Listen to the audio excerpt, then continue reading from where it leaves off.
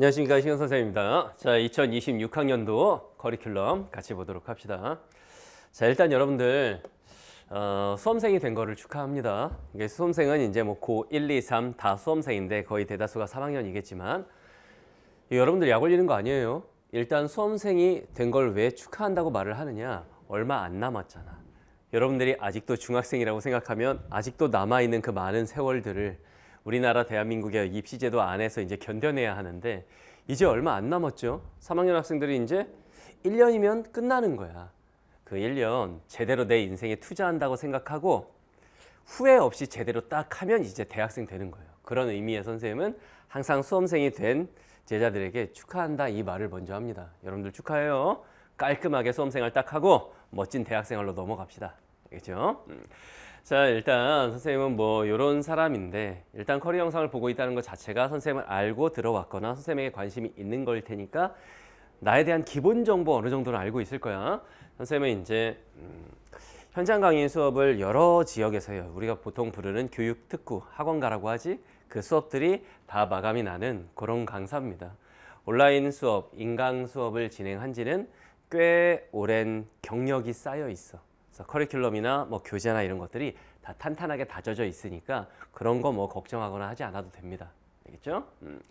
자, 일단 커리큘럼 소개하기 전에 요즘 수능 국어가 어떤 방식으로 흘러가는지 어떤 경향을 보이고 있는지를 알고 공부하는 게 중요하겠지? 그래서 일단은 최근 수능 시험이 어떤지에 대해서 좀 얘기를 해볼게요.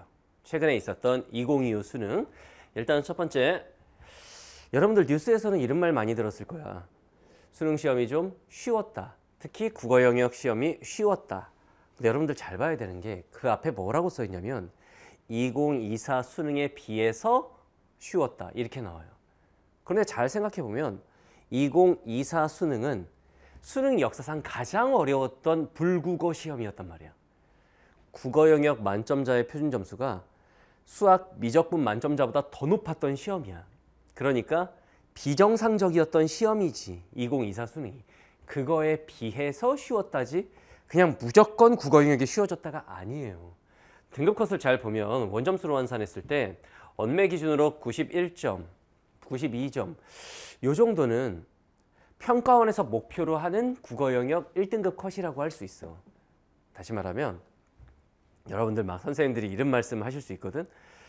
수능국어가 작년 수능국어가 좀 쉬웠으니까 올해 너희들이 이제 볼 수능국어는 굉장히 어려워질 거야 하면서 좀 겁줄 수도 있는데 그렇지 않아요. 평가원에서는 우리 올해 난이도 적절하게 잘 낸 것 같은데 라고 자평을 하고 있어. 그걸 가지고 우리는 1컷이 90이 넘어? 엄청 쉬웠네? 이렇게 생각할 건 아니란 거지.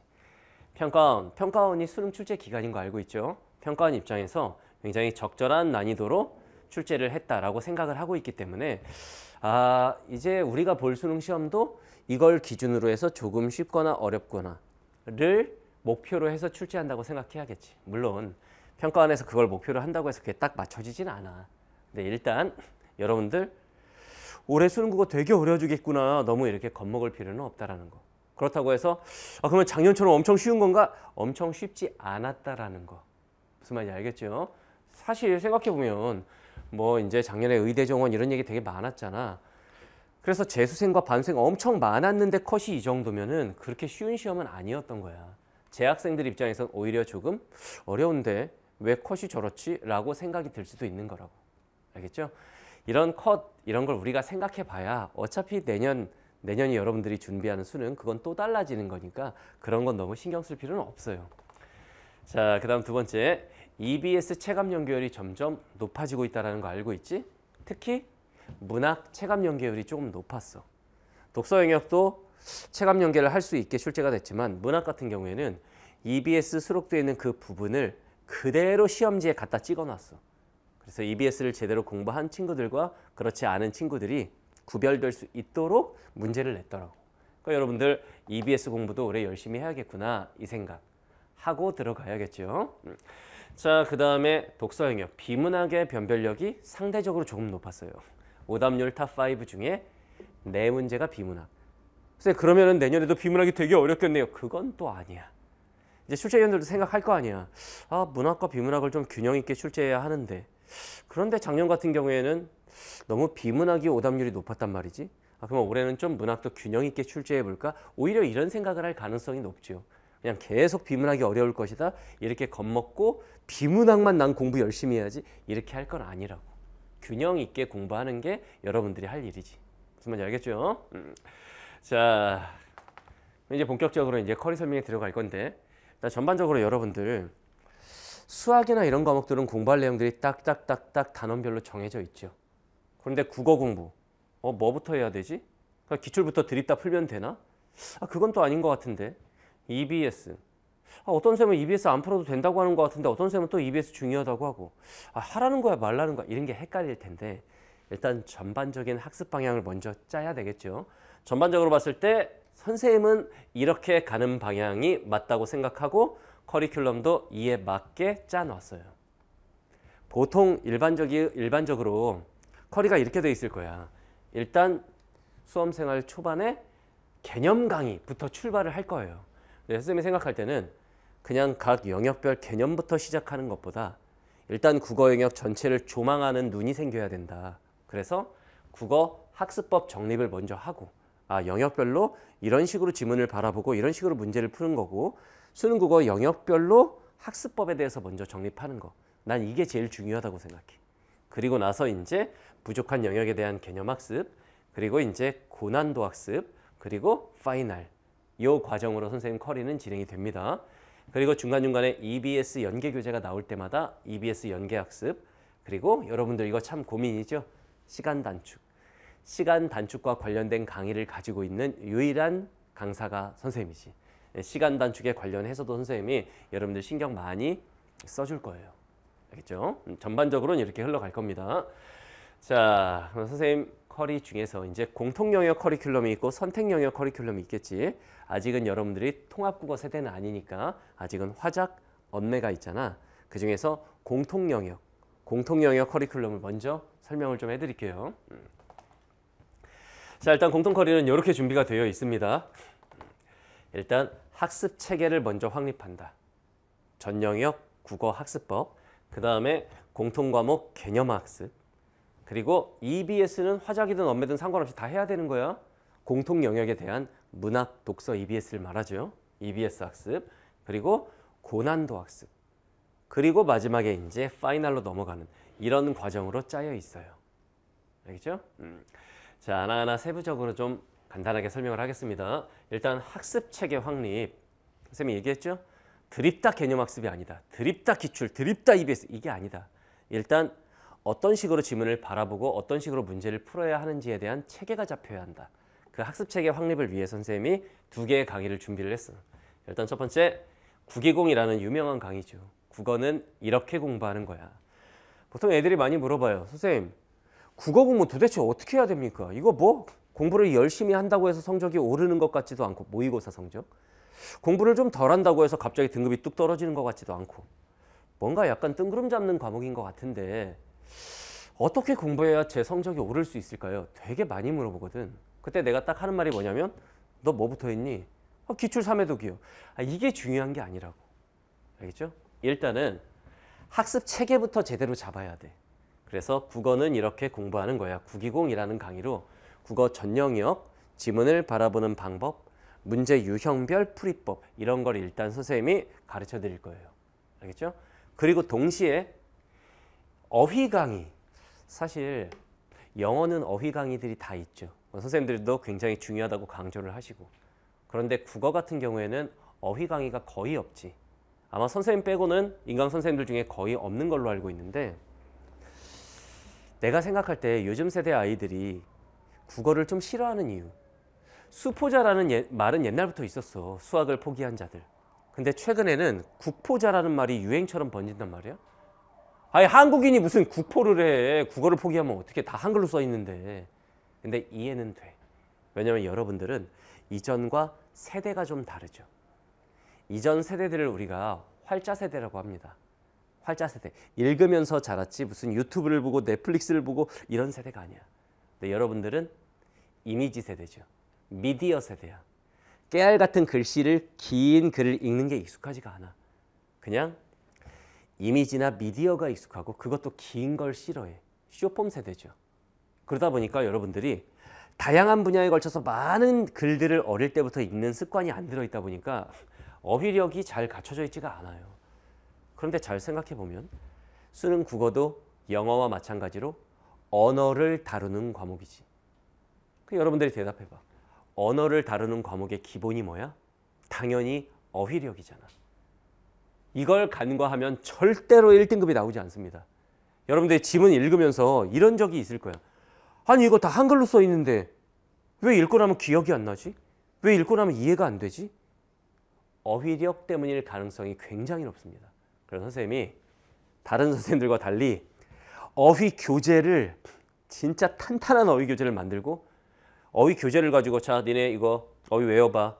그렇게 하면 또 여러분들 안 하잖아. 그래서 강의로도 만들었어. 제목이 지문 이해가 안 된다면 어휘력부터 키워라. 수능에 출제되는 어휘 문제 2문제, 뭐 문맥적 의미, 사전적 의미 그 문제를 맞추기 위한 강의가 아니라 지문 이해를 하기 위한 어휘학습이라고 생각하면 돼. 알겠죠? 근데 여러분들 어휘 수업이 한 강에 한 50분, 1시간 하면은 지루해서 못 듣겠지? 그래서 10분 단위로 마치 유튜브 쇼츠처럼 10분 단위로 이렇게 강의를 쪼개서 진행을 합니다. 그래서 여러분들이 짜투리 시간에 이거 활용을 하면 강의를 한 10분씩만 봐도 어휘력이 급상승할 수 있도록. 선생님 제자들 중에 1등급 맞은 많은 친구들이 뭐라고 하느냐. 선생님 시험장에서 결국은 어휘력이었습니다. 지문이 이해가 돼야 문제를 매끄럽게 풀어갈 텐데 그 지문 이해와 관련해서 결국 핵심은 어휘였습니다. 이 말을 굉장히 많이 하고 실제로 이 어휘 강의의 도움을 많이 받았다는 친구들이 정말 많아요. 그래서 이 어휘와 국기공으로 일단 학습 체계를 확립합니다. 그리고 이제 영역별 개념학습으로 들어가는 거지. 알겠죠? 자, 공통과목 필수 개념 강의가 준비되어 있는데 독서 영역과 문학 영역. 이거는 이제 기본 과정이라고 생각하면 돼요. 일단 정밀한 독서, 비문학 강의죠. 왜 제목을 이렇게 지었는지 한번 생각해봐. 비문학 지문을 읽을 때 그냥 시간에 쫓기면서 날림으로 읽고 나서 1번. 윗글의 내용과 일치하지 않는 것은 선택지 1번. 아니 이런 내용이 있었어? 이렇게 되죠. 그러면 어떻게 해 여러분들? 다시 찾지 뭐. 다시 찾고 하다 보면은 한 지문 남았는데 종 쳐버리죠. 그럼 이거 쳐다도 못 보고 냅다 한 번으로 찍고. 이건 안 되잖아. 언제까지 이렇게 할 거야. 그죠? 그래서 지문을 어떻게 하면 좀 정밀하게 분석적으로 내용을 파악할 수 있을까. 해서 제목을 정밀한 독서라고 지었어요. 이 과목에서는, 이 강의에서는 지문 유형별로 독해 비법에 대해서 배울 거야. 선생님, 지문 유형이라고 하면 인문, 사회, 과학, 기술 이런 건가요? 아니, 그런 유형이 아니라 수능 출제위원들이 독서 영역 지문을 쓸 때, 지금 선생님 말 들었지? 수능 출제위원들이 독서 영역 지문을 쓸 때 선생님 어디서 따온 글 아니에요? 아니, 수능에 출제되는 비문학 글은 출제위원들이 본인이 직접 쓰는 글이야. EBS 소재를 연계해서 본인이 직접 쓰는 글이야. 그래서 이 세상 어디에 존재하는 글을 따서 출제하는 게 아니라는 걸 꼭 명심해야 돼. 그때 이제 글을 써내려가는 일정한 원리라는 게 있습니다. 예를 들면 이런 거지. 약간 철학적이고 추상적인 개념을 설명해 놓고 일반적 진술 뒤에 구체적 사례를 덧붙여서 이해를 돕는 경우, 또는 첫 부분에 문제점에 대해서 쭉 제시를 하고 그 뒤에 그 문제점 각각에 대한 해결 방안을 제시하는 경우, 다양한 어떤 유형, 글을 써내려가는 방식, 이게 지문 유형이야. 무슨 말인지 알겠죠? 그 지문 유형별로 어떻게 읽으면 글을 좀 쉽고 편안하게 읽을 수 있는지 그 방법을 배울 겁니다. 그리고 이제 문제 유형. 여러분들 솔직히 비문학 문제 유형 뭐 있어? 이게 머릿속으로 쑥 지나가야 돼. 한 지문이 있으면 일단 첫 번째 내용 일치 문제가 나와. 그 다음에 두 번째 내용 전개 방식, 서술 방식 관련된 문제가 나올 수 있어. 그 다음 세 번째 뭐 기역과 니은, A와 B 이런 정보 간의 비교 문제 이런 게 나올 수 있고, 네 번째 보기 박스, 지문의 내용을 보기 박스에 적용하여 이해하는 외적 증거 문제 이런 게 나올 수 있어. 이런 게 문제 유형이야. 여러분들은 솔직히 문제 유형별 풀이 비법이 문제가 아니라 문제 유형이 뭐가 있는지도 잘 모르죠. 그래서 선생님하고 차분차분 차근하게 요거를 하나씩 배우도록 할 거예요. 이게 독서 영역 개념 강의예요. 알겠지? 그 다음에 이제 깔끔한 문학. 이제 제목을 잘 보면 깔끔한 문학. 왜? 문학은 깔끔해야 돼. 막 헷갈리거든. 대화체는 뭐고 대화 구성은 뭐고 말을 건네는 방식은 뭐고 어떤 경우엔 이게 맞고 어떤 경우엔 이게 이게 맨날 헷갈릴 거야. 그죠? 그런 것들을 개념 하나하나를 헷갈리지 않게 깔끔하게 정리해주는 강의. 알겠죠? 이게 깔끔한 문학 강의야. 일단 개념, 문학은 개념어 학습이 굉장히 중요한 거 알고 있죠? 비문학과 비교해보면 비문학은 개념어로 승부가 나는 영역은 아니지. 독해력이지. 근데 문학 같은 경우에는 선택지에 나오는 개념어를 몰라서 문제를 못 푸는 경우도 있죠. 예를 들면 내가 어떤 시를 읽었어. 사랑하는 남녀가 있었는데 헤어져서 슬프대. 오케이, 내용 파악 끝. 미클에 대한 설명으로 적절하지 않은 것은 선택지 1번. 추상적인 관념을 구체적으로 형상화하여 화자가 자신의 의도를 드러내고 있다. 추상적인 관념을 구체적으로 형상화한 게 뭔데? 이런 거 모르면 답 찾기 힘들죠. 그런 개념어들 하나하나 선생님이 알기 쉽게 정리를 해줄 거예요. 그리고 영역별 독해 전략. 그러니까 예를 들면 이런 거죠. 시는 어떻게 읽어야 하고 소설은 어떻게 읽어야 하는가. 수필은 어떻게 읽어야 하고 극문학은 어떻게 읽어야 하는가. 선생님 그런 게 어디 있습니까? 다 한글로 되어 있는데 그냥 읽고 풀면 되지. 그냥 읽고 풀었더니 다 맞았다. 그 사람은 강의 들을 필요도 없고 학원 다닐 필요도 없어요. 내일 수능을 봐도 1등급이 나올 거야, 그 사람은. 근데 우리가 그게 잘 안 되잖아. 그럼 상식적으로 생각해 볼까? 시를 읽을 때와 소설을 읽을 때 그냥 똑같이 읽으면 될까요? 안 되죠. 우리가 독해 과정에서 잡아내야 하는 출제 요소 자체가 다른데. 그러니까 밑에 딸려있는 문제 유형 자체가 완벽하게 다르잖아. 이 얘기는 시를 읽을 때와 소설을 읽을 때는 보는 어떤 전략이 달라야 한다는 얘기거든. 그런 영역별 독해 전략.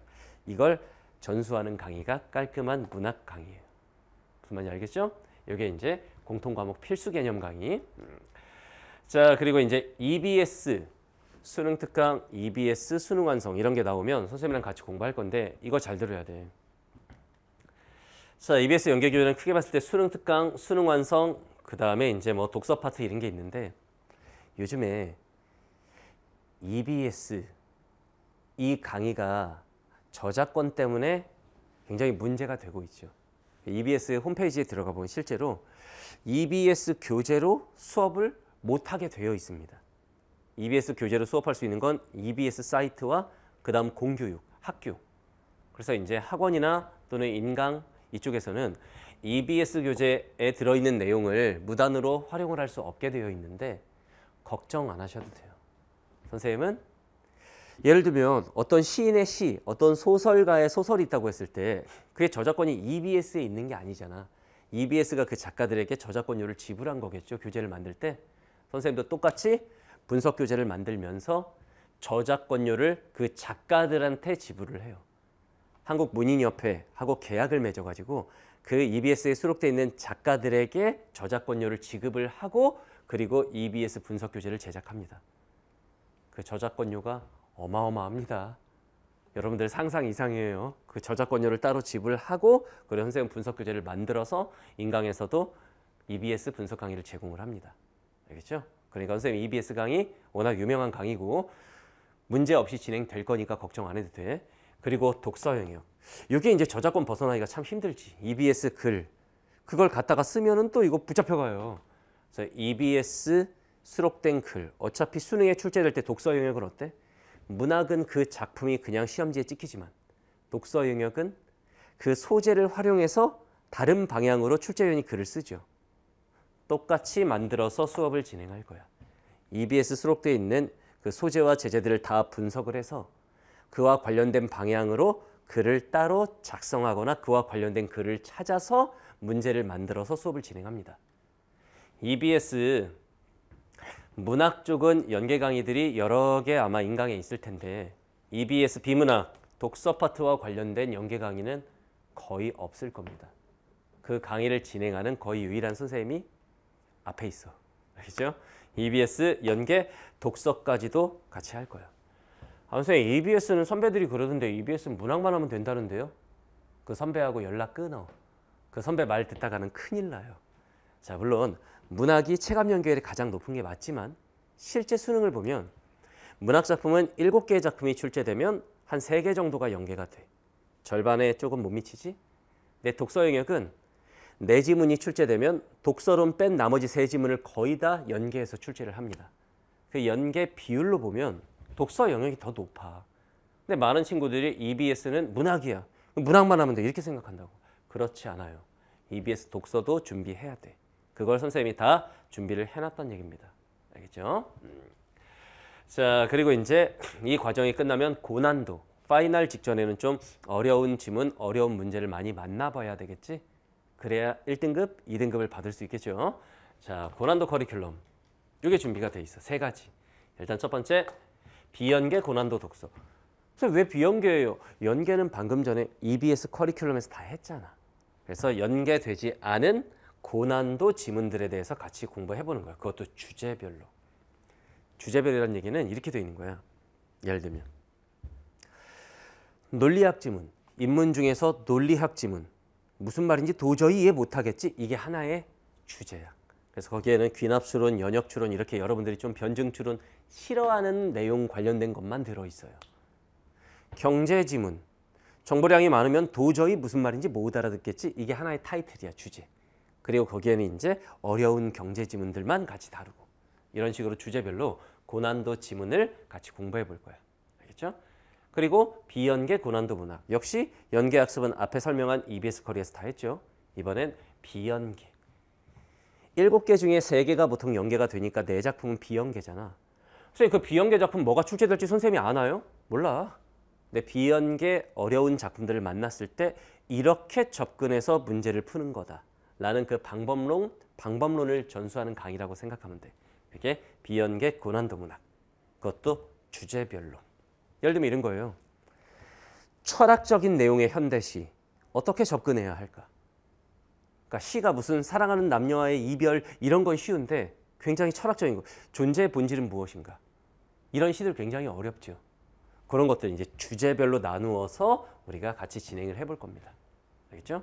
그리고 고전 문학이 원문으로 출제되면 고전 시가 도대체 무슨 말인지 모르겠지. 그 고전 소설에 사람이 너무 많이 나오면 얘는 얘랑 무슨 관계야 이런 게 파악이 안 되죠. 그런 고난도 작품들을 모아서 우리가 고전 문학 10강 완성. 여기서는 고전 원문 읽는 방법, 그 다음에 인물관계가 복잡한 소설 읽는 방법 이런 것들을 같이 해볼 거예요. 알겠죠? 그래서 고난도 수업도 이 3가지가 준비가 되어 있습니다. 자, 그 다음에 이제 파이널 과정으로 가겠죠. 파이널 과정에는 선생님 강의 중에 가장 유명한 강의죠. 타임어택. 시간 단축 비법. 실제로 여러분들이 더 잘 알 거야. 1교시 국어 영역은 시간 안에만 다 풀어도 절반은 성공한 거다. 맨날 시간이 부족해서 한 지문을 찍거나 마지막에 코너에 몰려가지고 대강 읽고 막 밑줄만 찾아다면서 문제를 풀거나 이런 친구들이 많다는 거 알고 있습니다. 많은 선생님들이 이렇게 얘기하죠. 너 시간 안에 풀려면 어떻게 되는 줄 알아? 빨리 읽어. 막 속독을 강조하고.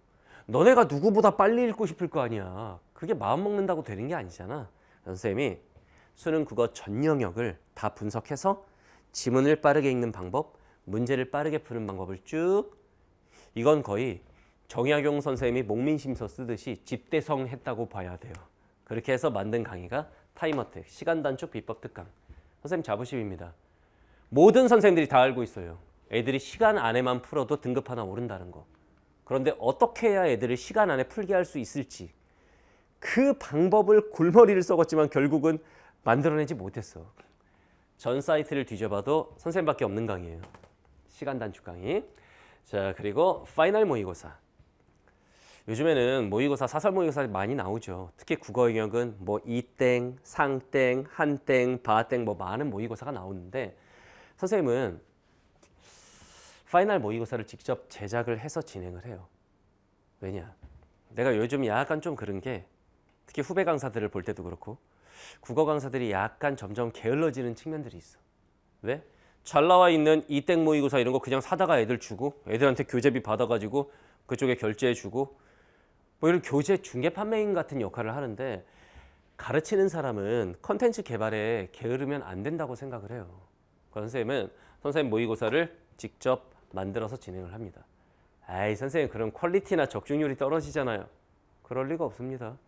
선생님 모의고사가 훨씬 적중률이 높습니다. 왜냐? 일반적인 전공 모의고사나 그런 사설 모의고사 그리고 4대 모의고사 이런 것들은 수능 출제위원들이 어떡하겠니? 그거 똑같이 내면 난리 나니까. 최대한 배제하고 출제하려고 신경 쓰겠죠. 근데 신영균 모의고사 안 가지고 가요, 출제위원들이. 왜냐? 개인 모의고사니까 이건 안 가지고 가. 적중률도 높고 퀄리티도 상당히 좋아요. 선생님 실제로 현장 제자들도 그런 사설 모의고사들은 보충 강의로 활용을 하고, 그리고 본 강의에서는 파이널 때 다 선생님 파이널 모의고사로 진행을 했고 1등급 맞은 친구들 굉장히 많습니다. 그 친구들이 한 말이 그거야. 아, 사설 모의고사 너무 난해하고 그래가지고 풀기 싫을 때도 있었는데 선생님 모의고사는 난이도도 적당하고 시험장에 갔더니 파이널 때 풀었던 지문들이 왜 이렇게 많이 나오냐고 막 그런 말을 했거든. 파이널 모의고사가 진행이 됩니다. 알겠죠? 자, 여기까지가 이제 공통 영역 커리큘럼이고, 그 다음 이제 선택 과목, 화작, 엄매 이런 과정으로 진행이 됩니다. 선택 과목도 자, 우리 화작 친구들 화작 한번 같이 공부합시다. 짧아요. 8강입니다. 끝. 올해 화작 강의는 이게 끝입니다. 보통 이런 경우가 많은데 선생님은 그렇게 안 해. 화작도 두 가지의 과정이 있고 언어와 매체도 두 가지의 과정이 있습니다. 선택 과목이 비록 11문제밖에 되지 않지만 이 부분을 소홀히 하면 또 수능에서 1등급을 받을 수가 없죠. 우리의 목표는 몇 등급이다? 누구나 다 1등급을 맞아야 된다는 건 아니지만 일단 목표는 1등급에 두고 가자. 선생님 저 지금 6등급이에요. 근데 무슨 1등급입니까? 괜찮아. 너 한글은 알잖아, 6등급이어도. 다시 말하면 지금 현재 내가 몇 등급이냐와 관련이 없어. 왜냐? 수능 국어는 다 한글로 써 있어. 한글로 써 있는 지문들을 읽고 한글로 써 있는 문제를 푸는 거야. 누구나 1등급을 받을 수 있는 기본적인 소양은 갖추고 있는 거야. 근데 어떻게 공부하느냐에 따라 어떤 친구는 1등급을 받고 어떤 친구는 4등급을 받는 거거든. 그 방향을 선생님이 잘 끌어줄 거라고. 알겠죠? 실제로 선생님이 현장 강의에는 처음 시작할 때 국어가 8등급이야. 8등급은 여러분들 알죠? 그냥 한국어를 할 수 있는 원숭이라는 생각이 들지. 최선을 다해서 풀면은 8등급은 안 나오잖아, 8, 9는. 근데 8등급이었다가 수능에서 그것도 어려운 불수능일 때 98점 맞은 친구도 있어요. 왜?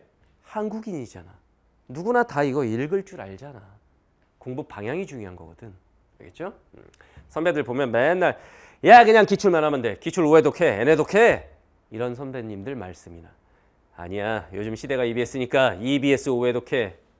이런 얘기 듣고 그냥 맹목적으로 따라간다? 망하게 되어 있다. 그 코스와 방향을 제대로 잡고 가야 된다. 알겠죠? 선택 과목도 최소한 2번의 커리는 거쳐야 한다. 두 가지씩 있는데, 자 일단 선택 과목 기본 강의, 기본 개념 강의예요. 정확한 언매, 언어와 매체는 제일 중요한 게 정확성이죠. 수능 국어에서 유일하게 시험 범위가 정해져 있지. 언매에서 언어 파트, 문법. 수학처럼 단원별로 배울 것들이 정해져 있죠. 그런데 문법 공부하기 좀 짜증날 거야. 개념을 정확하게 배워야 돼. 그리고 매체 파트도 마찬가지고. 그래서 강의 제목이 정확한 언매야. 개념부터 문제풀이까지 한 방에 진행되는 올인원 강의입니다. 알겠죠? 자, 그 다음에 화작 선택자들은 명쾌한 화작. 화작도 이거 공부 안 해도 다 맞을 수 있을 것 같기도 하고 공부하는 시간이 좀 아까운 것 같긴 한데 근데 11문제 중에서 한두 문제 꼭 틀려. 그럼 이게 타격이 커. 왜? 화작이 어려운 과목이 아니다 보니까 다 맞아야 되는데 꼭 한두 개 틀린단 말이지. 그래서 선생님이 딱 10강으로 명쾌하게 화작의 모든 기본 개념과 문제 유형을 끝내주는 그런 강의를 만들어 놨어요. 명쾌한 화작. 이 두 가지 강의가 개념 강의입니다. 그 다음에 이제 작년 수능만 해도 2025 수능만 해도 그렇게 언매와 화작이 어렵지 않았지만 2024 수능은 언매, 화작 둘 다 굉장히 어려웠거든. 수험생의 입장에서는 시험이 쉬울 거라고 생각하고 준비해야 돼? 어려울 거라고 생각하고 준비해야 돼? 당연히 어려울 거라고 생각하고 준비를 해야 시험장에서 좋은 결과 나온다는 거 알고 있죠? 그래서 고난도 과정을 준비를 해놨어요. 최고난도 언매, 그러니까 언매 만점을 위한 필수 코스입니다. 언매가 생각보다 어려울 때를 가정해서 어려운 문법 문제, 어려운 매체 파트의 문제들 같이 풀어보는 거야. 그 다음 최고난도 화작. 화작도 맨날 발표 지문 이런 것만 나오니까 쉽지만 여러분들 토론 지문, 토의 지문 또는 협상 지문 이런 것들이 출제되면 굉장히 문제가 어렵게 나올 수 있습니다. 실제로 2024 수능이 그랬고. 그래서 고난도 화작 강의도 선생님이 준비를 해놨어요. 알겠죠? 화작, 언매 둘 다 두 가지의 강의를 준비를 했습니다. 자, 이제 선생님 강의 시스템에 대해서 좀 간단하게 말을 할 건데, 선생님 강의는 그동안 뭐 현장 강의가 워낙 유명하니까 주요 학원가에서 거의 모든 강의들이 마감이 나는 상태로 진행이 되어 왔어요. 어떤 경우에는 막 대기하다가 선생님 강의 한번 들어보지도 못하고 수능 보고 이런 경우들도 있습니다. 도대체 왜 그럴까요? 솔직히 선생님이 인강에서 지금 전국구 1타가 아니잖아. 그런데 왜 현장에서는 현장에 선생님이 이투 선생님들 다 합쳐도 선생님이 수강생이 가장 많습니다. 왜 그럴까? 현장은 여러분들이 알겠지만 현장 같은 경우에는 한 달 다녀보고 모의고사 치렀는데 성적이 안 나오면 학원을 끊어버려요. 근데 선생님 수강생들은 쭉 수능까지 거의 그대로 갑니다. 왜? 성적이 기본적으로 이렇게 상승 곡선을 그리거든. 근데 그 모든 커리가 사실 인강하고 크게 다르지 않아. 그러니까 인강 친구들도 전국 어디에 있든 선생님 현장으로 진행되는 강의들을 각자 집에서 들을 수 있습니다. 알겠죠? 자, 그 다음 두 번째. 방금 얘기했던 거지. 현장의 수강생이 그렇게 많은 이유가 성적이 오르니까. 성적이 오르니까. 그러니까 야, 너 저번에 4등급이었는데 이번 달에 너 국어 1 맞았다고? 아이씨, 너 누구 수업 들어? 그러면서 오는 경우가 굉장히 많아. 애들 손에 손잡고 친구 손잡고 오는 경우가 많거든. 여러분들도 인강으로 커리 열심히 따라오다 보면 첫 강의부터 어휘, 국어공부부터 잘 따라오면 성적이 지금 등급이 몇 등급인지에 상관없이 완만하게 또는 급격하게 상승하는 경험을 할 수 있을 겁니다. 자, 다음 세 번째. 교재 같은 경우에는 선생님 교재는 출판사에서 모 출판사에서 특정 교재들을 같이 콜라보해서 출판하자고 한 적도 있었어요. 네, 퀄리티 높게 제작이 됩니다. 예를 들면 이런 식이죠. 본교재뿐만 아니라 해설도 다 이렇게 손글씨를 입혀서 나가는 교재들도 있고 그렇지 않은 교재들도 굉장히 퀄리티 높게 제작이 돼요. 단순히 디자인이 아니라 그 안에 있는 내용 자체가 선생님 연구실 직원분들이 굉장히 심혈을 기울여서 하나하나의 교재, 문제 이런 것들을 제작을 합니다. 그러니까 여러분들 교재 퀄리티 정말 믿어도 됩니다. 알겠죠? 자, 그 다음에 네 번째. 가끔 여러분들하고 대화하고 싶을 때가 있어요. 내가 니네들하고 얘기하고 싶을 때가 있다고. 요즘 아이들 잘 지내는지. 특히 온라인 제자들은 선생님을 현장에서 만나지 못하다 보니까 가끔 여러분들 고민 같은 거 선생님한테 털어놓고 싶거나 이러고 싶을 때 있잖아.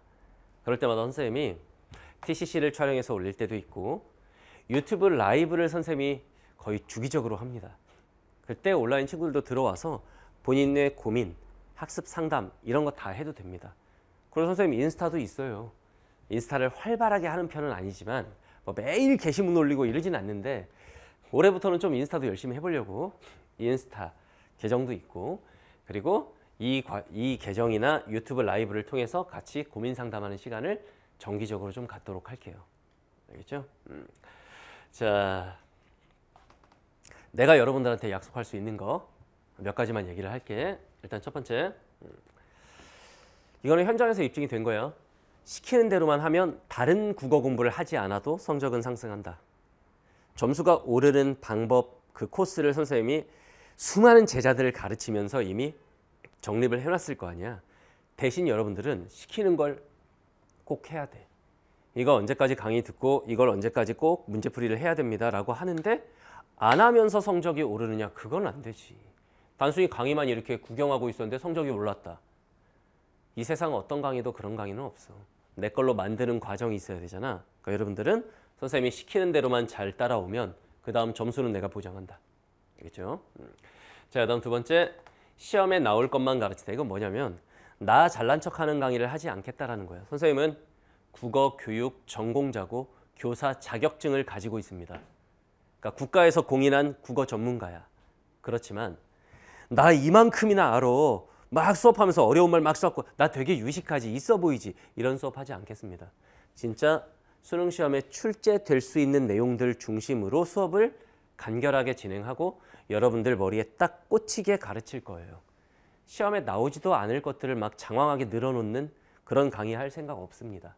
알겠죠? 자, 다음 세 번째. 추상적으로 수업을 진행하지 않을 거예요. 그러니까 국어 영역 너네 수업 듣다 보면 굉장히 졸릴 때가 많죠.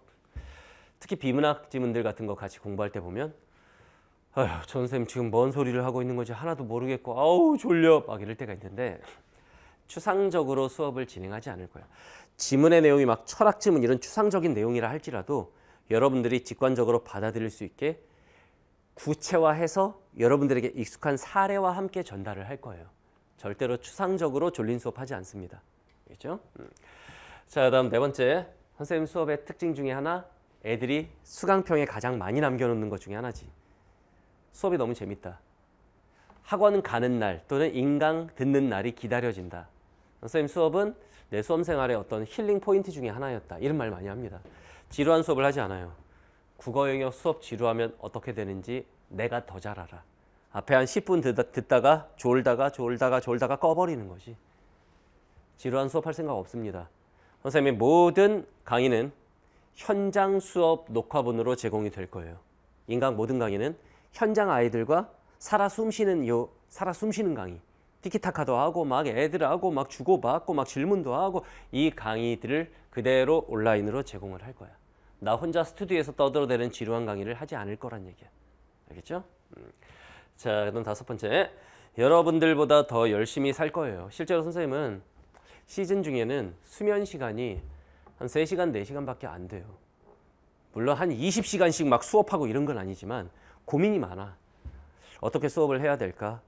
어떻게 그 다음 커리어를 준비를 해야 될까? 이런 거에 대한 고민이 굉장히 많아서 잠을 잘 못 자, 사실은. 예민하기도 하고. 내가 가르치는 제자들이 거의 고3이나 재수생들이야. 그렇다면 나도 그의 준하계가 아니라 그보다 더 열심히 살아야 나를 따라오는 여러분들이 나를 믿고 의지하면서 수험 생활을 할 수 있겠죠. 여러분들보다 더 치열하게 노력하는 강사가 되도록 할 겁니다. 알겠죠? 자, 선생님 강의 목표는 하나입니다. 내가 가르치는 내 새끼들 전원 1등급 만들겠다. 여러분들도 내 올해 목표는 국어는 1등급이다. 다른 과목은 몰라도 국어는 내가 반드시 1등급을 맞겠다. 너의 목표와 나의 목표가 서로 만나서 합이 잘 맞아야 시너지를 발휘하겠지. 알겠죠? 나는 이 마인드로 여러분들을 가르칠 거고 준비 잘 해놓을 테니 여러분들도 선생님이 준비한 커리큘럼 잘 따라와서 올해 수능 국어에서 좋은 결과 얻도록 합시다. 알겠죠? 자, 커리 OT는 여기까지 하도록 하겠습니다. 우리 강의에서 만납시다.